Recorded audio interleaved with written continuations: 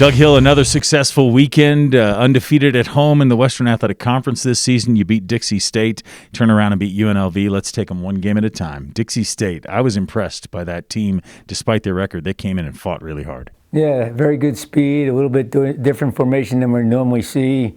They drug us some of our center mids out of the middle, and then we had to sustain it and match up with their speed defensively. It was a great group effort to keep that. The most important thing was, the 0 against us, so no goals against us at home on that. Kaino did a good job making those critical saves. But in the second half, I thought we caught our stride. We had to get on the boys a little bit, change our game plan, press them up a little bit higher up the field. Once we did that, had the ball more, started getting shots, and then started some nice finishing and started with Thad doing.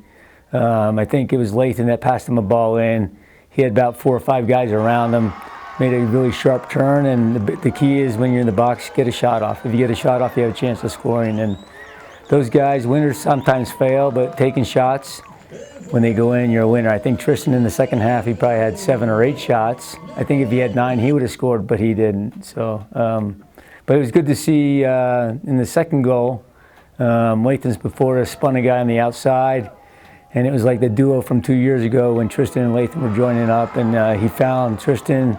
And Lathan split 2 guys, took a chance to take a tactical maneuver in the front line, put himself through and broke a line, and then he not only passed a great ball, but ran around and got the return pass from Tristan to put it away. Yeah, the 2 marvelous goals. And then the following game on Sunday against UNLV, a team that, there's some history here for us in UNLV. And again, another hard-fought win, but man, you had some great goals in this game. Could have been 6-7 from my eyes. I don't know. Yeah, I don't know if you remember at the beginning, though. It was 1-0 we were down. Yes.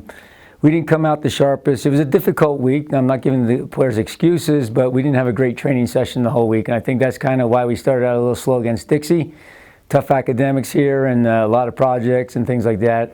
I didn't have everybody at any one practice, which is not a good sign. Hopefully this week, we get back on where everybody shows up. But when we started that game, they have a nice player outside. Tyler Good kind of got around Tyler and crossed it in. We lost our marks in the center box, and they scored. So some lessons learned, but the best lesson learned is our character and the character of these players, turning it around, getting an equalizer goal, which was good. I mean, I think you saw it that Mikey found Tristan and right on a slotted pass. And a lot of the guys, like Mike, get that ball from Tristan. A lot of times, players like that will just shoot, and it'll hit the keeper, a rebound, and then you have to get the rebound. But instead of hitting into the keeper, he just slotted Tristan, and Tristan passed it in. So a great goal. Fantastic. And then the next 2 goals were actually very pretty goals as well. Lots of pretty goals this weekend. Yeah. Second half, you have to remind which goal it was. I may mix this up. But the second one, I think, it was Tristan passing the ball over to Eli Bussey. Eli kind of broke through, passed it to Lathan. I mean, the key pass of that whole sequence was Lathan splitting the backs, Tristan kind of tucking out to the side away from the center back. And then Eli usually goes to the left, but made a nice run right inside for a tap-in goal. All the goals count the same, but that was a pretty one. And I thought the third one was just as pretty, which was Lathan's before to split the guys. Tristan got the slotted ball and put it home, and great quality. He got recognized this week for Player of the Week, and well-deserved. But there was other chances at the end of that game. I don't know if you saw it. We had a flurry of great offensive attacking. I'd say part of the reason they put 2 forwards up top, they took a defender away and put them up top. So there's a little more room. But in critical games in the future, we're going to have to put those away. You get those opportunities. They don't come that often. Being able to just have that quality finish. But we did it when it counts, and getting a 3-1 win. A lot of goals, and only 1 against us is a good weekend. Yeah, it seemed, though, like at least your guys understand. When they miss those chances, they're pretty upset themselves, right?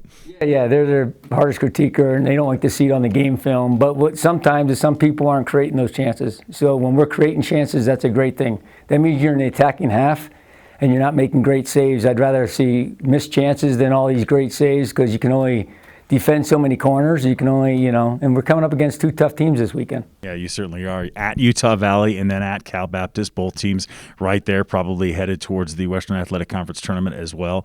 Tell me about these teams and what you want to see your team do. And it's tougher on the road always. Always. I want to see what we did at home on the road. We learned a lot of lessons the week before. I think part of our response was the lessons we learned from Seattle. That was a great team we played. And we made some individual defensive errors that we tried to correct that week. We did a lot of more individual training just because not everybody was there all the time. But we don't want to learn lessons this late in the season.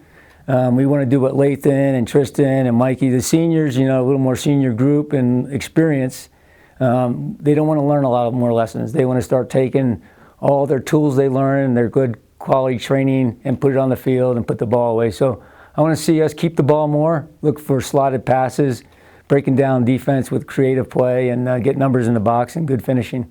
3 games left. A lot of fans will probably focus and they keep looking at it. Okay, you and Grand Canyon, you just keep going up. You're both 7-1 in conference play. How do you keep from focusing on that race and worry about just a game at a time? Yeah, no, you said it at the end. It's only one game at a time. I've been telling them, Dixie, doesn't matter. You want to punch your ticket to the tournament, you got to win that one. And to secure it, you had to win Sunday. The challenge was UNLV needed that to win that game. We kind of spoiled them a little bit, and they have a quality team too, but we were able to get it done there. So one game at a time. The only game that matters is Utah Valley. But it's great having Grand Canyon as a partner. It's kind of ironic that we're both with the same record, beating the same teams, and we'll match them at our final day here, Senior Day. Should be fun. Doug Hill, thanks for the time. Good luck this weekend. All right, thanks, Brian.